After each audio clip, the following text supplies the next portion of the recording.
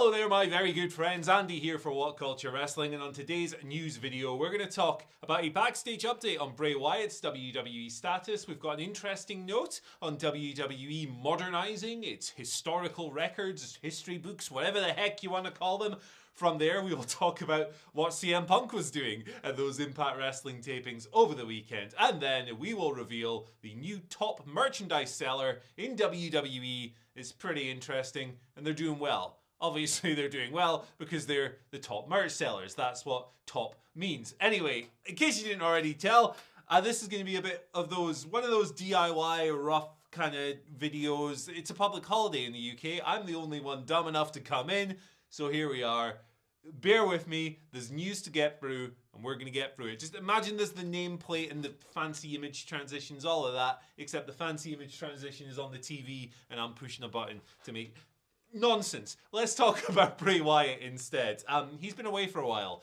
He's not been on TV, all kinds of stuff going on with him, reportedly, but Fightful Select have come through with an update on his status in WWE. He went undrafted, of course, so far in the draft, not included in the pools either. But Fightful notes that as of WrestleMania weekend, so beginning of last month, Bray was dealing with an illness, and he wasn't factored into WWE's creative plans at the time. However, he has told people close to him, Bray has, that he is excited to make his way back onto television whenever he's able to do so. So, this gentleman was subject to a bunch of different reports over the past couple of months. He's not wrestled since a late February house show.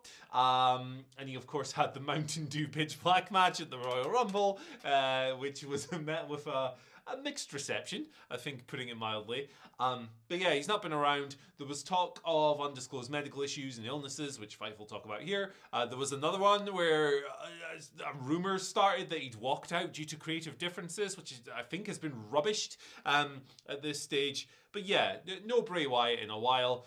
No word on when we'll see him back either. So it's an interesting one. When he came back, there was so much hype surrounding the comeback. I do think a little bit of that steam wore off a little bit. It dissipated into the atmosphere, even amongst people who are like super high on Bray Wyatt's work. So, hey, it'll be cool to see him back regardless. Interesting to see where he lands. Wonder if they'll have him as one of these floaty, free agenty guys who just does what he wants. He used to be the Fiend. He can do what he wants. It's Bray Wyatt. He can teleport and stuff. Brands mean nothing. Anyway, let's talk... I should have done that earlier. Never mind. Please enjoy this other picture of Bray Wyatt. Let's talk instead about WWE updating its history books a little. Modernizing things, you know, putting some new names in these records that have stood for decades and decades and whatever. Andrew Zarian, a couple of reports from him, of Matt Men, of the Wrestling Observer, of a bunch of different places, of course, claiming that he has been told numerous times that WWE wants to update its history books and it needs longer title reigns as a result. So he continued, because this got taken out of context by a few people, but he tweeted again saying that he never said anything like Roman Reigns is going to surpass Hulk Hogan or Bruno Sammartino. Hulk Hogan's first reign was like 1,400 days. Bruno's was like dinosaur era. That's how long he was champion for. Zarian clarified, my point was that WWE would like to modernize the history books, and Roman holding the title for over 1,000 days is part of that. Roman will hit 1,000 days at Night of Champions later this month, but he is far from the only long-running champion in WWE at the moment. Of course, he's going to hit 1,000, probably. Gunther has been Intercontinental Champion for over 300 days now. And here's Bianca Belair, Raw Women's Champion, currently closing in on 400 days. Of course, the Usos were Tag Team Champions for ages before they lost to Sami and Kevin as well. So yeah, this is very much an era of longer WWE title reigns, and I'm all for it. There is a time and a place for shorter, hot-shotted, whatever kind of title reigns, but longer ones are something that for the longest time the company just kind of didn't do. Lots of chopping and changing, lots of hot potatoing across the board, particularly with world titles, which isn't something you always want to do. I think this is a refreshing approach, even though it's been going on for like 3 years now. But nonetheless, I'm very much in favour of it. Shorter reigns, like I said, have their place. longer reigns, good for building the prestige of those championships and of this group. I mean, like, all three of those belts that we've just talked about, the undisputed WWE Universal Championship, the Intercontinental and the Raw Women's title, all feel like major prizes. I think the IC title in particular has had such a renaissance under Gunther. Yeah, this is good. This is good. Nobody's ever going to beat Bruno, of course, but hey, if we can get some fresh names in that top 10 or whatever, I think that's good stuff. Anyway, let's talk about CM Punk. Again, a slight update from PW Insider. On yesterday's news video, of course, we spoke about him visiting the Impact Wrestling tapings. Well, PW Insider talking about how he was in Chicago, Punk was, for these, what are they called? Like the Spring Slugfest or something like that? Great name. But yeah, Punk was well received backstage and spent a lot of time, most of the night, talking with talents, several of whom told him how he impacted or inspired their career. Jordan Grace was amongst the wrestlers who met with Punk. They just took a nice photo and uploaded it to Twitter. What a nice time. Clearly there were others as well. So yeah, it's an innocent thing. I know when it comes to Punk, a lot of people want to conflate it into some crazy conspiracy scenario. He's probably just going to the show to see some people and to hang out. It was in his city. It was in his city, just like the Raw the other week. He's going to end up back at AEW probably mid-June when Collision launches. I'm sure we will be talking about this man a lot over the coming weeks. Anyway, let's detour back to WWE for a minute and talk about the top merch sellers in the company at the moment. It's these human beings, the reunited LWO. Per a report from WrestleNomics, for the third consecutive week, they have been the top merch people in WWE. An Eddie Guerrero LWO shirt. I think I've got that. Yep, there it is. Look at it. It's sold out in medium and 2XL. Selling well. It's been leading WrestleNomics analysis as the top item for the past 7 days, along with the standard LWO shirt just in behind that. So if you're curious about some of the others, the LWO had 12 items in the daily top rankings. They're right up here. Next was John Cena with 7. Then you have the Usos and Cody Rhodes, who have 6 each. And then you have Stone Cold Steve Austin and Roman Reigns, who both have 5 items in the daily top rankings. So yeah, this LWO stuff, even if they only reunite them to sell a t-shirt, it would be a success because they've sold loads of t-shirts. But it's also been a lot of fun on screen as well. It's a group of wrestlers who fit well together. I know they've kind of been booked as just people who kind of get bowled over a little bit in the bigger feud with the Bloodline and all the Judgment Day and all this stuff that's going on across the board. But they were a lot of fun together. And that's a kick-ass t-shirt. It's great stuff. So yeah, it's selling a lot. Good. I need Adam back desperately. Anyway, let's move over to today's Twitter questions.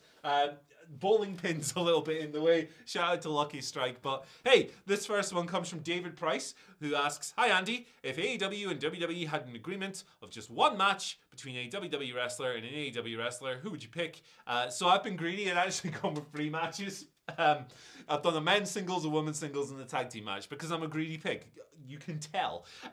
Gunther versus Bryan Danielson. How about that? Straight off the bat. It's only happened once before in WXW in about 2008.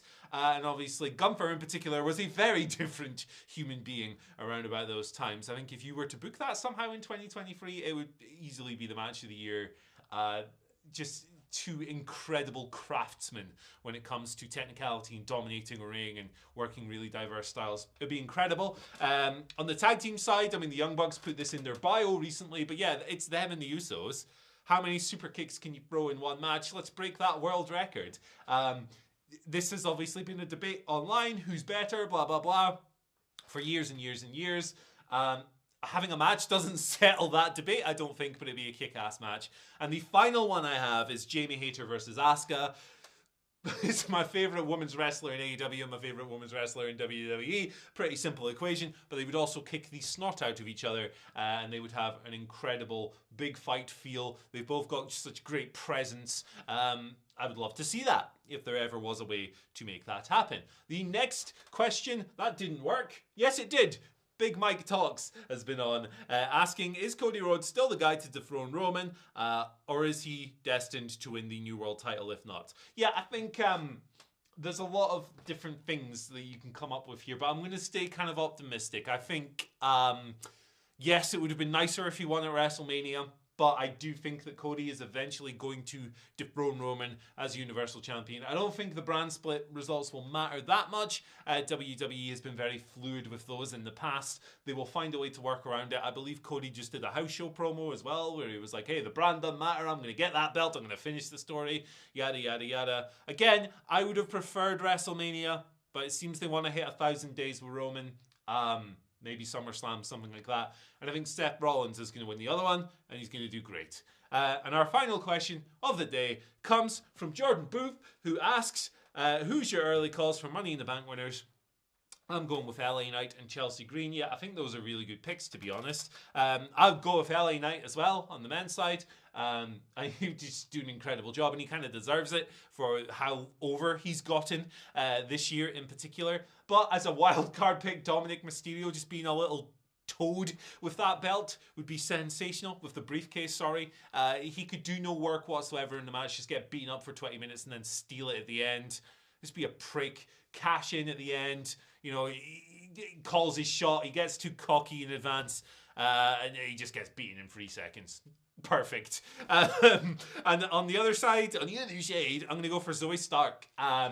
Chelsea Green would be great from the Dominic Mysterio standpoint as well. But Zoe Stark is somebody WWE clearly likes. There's been lots of reports to that effect. She's on Raw now. If they wanted to establish her in a big way, this would be a great way of doing so. I think she's a really good wrestler. I think she'd definitely outgrown NXT for me. And on the main roster, she's going to do great things indeed. Anyway, hey, we made it. We made it through this scruffy-ass DIY video. But thank you for joining me today. As always, you can follow us on Twitter at WhatCultureWWE. Don't worry, everyone will be back tomorrow. Be a bit more normal by then. Public holidays are weird.